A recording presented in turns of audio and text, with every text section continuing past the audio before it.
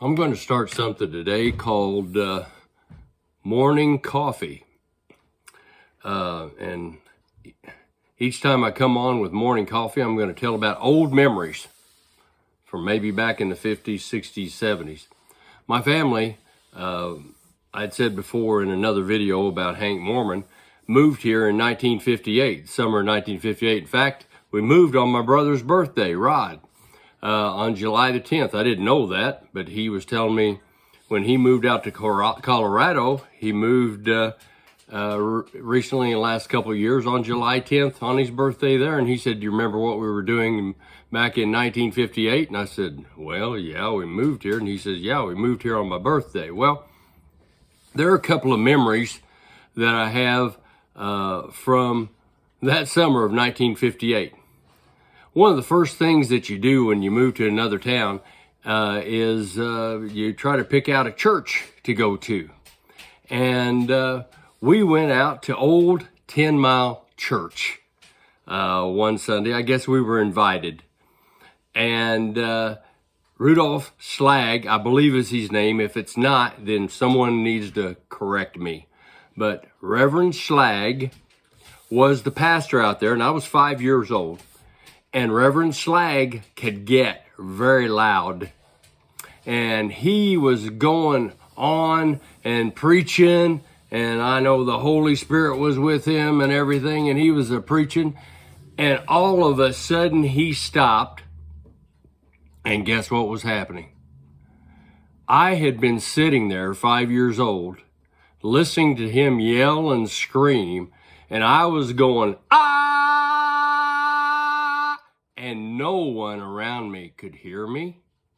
But the moment he got quiet, there was little Charlie yelling.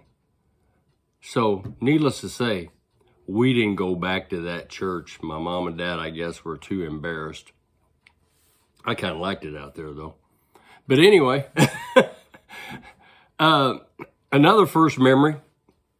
How many of you remember the DX station where Carlene Burke's Flowers used to be?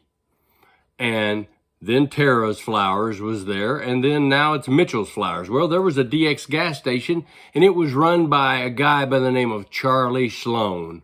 And his wife's name was Georgia, and she was my third grade teacher. But anyway, Charlie Sloan, oh my gosh, what a great man. And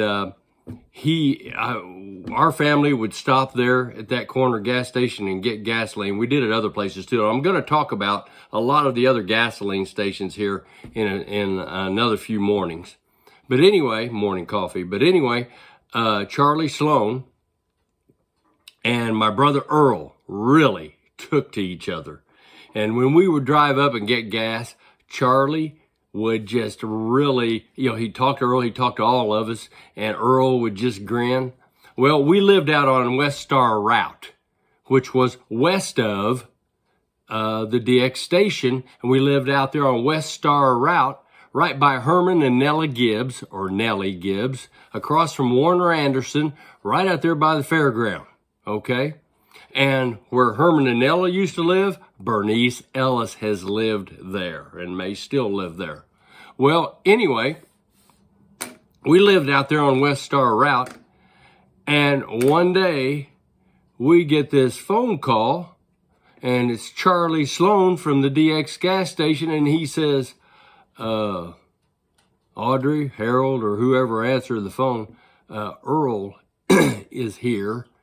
And he walked all the way from your house out there on the highway to the DX station." So we had to go get Earl. He was 3 years old, or 4 at that time. But anyway, each time I come on with morning coffee, I'm going to be talking about old memories. And hopefully I can get you to think about some of the old memories of Hamilton County and McLeansboro. And let's keep this history going.